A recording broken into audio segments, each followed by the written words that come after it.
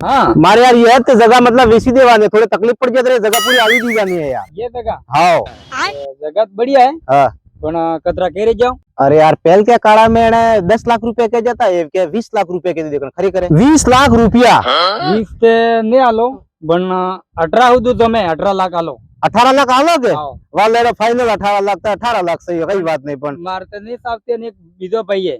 फिर बीजो भाई बड़ा हाँ। साले। हाँ अबार आवे हाँ भाई कई जगह हलवानी है तुम्हारे यार। ये जगह हलवानी है भाई। कही ये हाँ ये कदम हलवानी है भाई।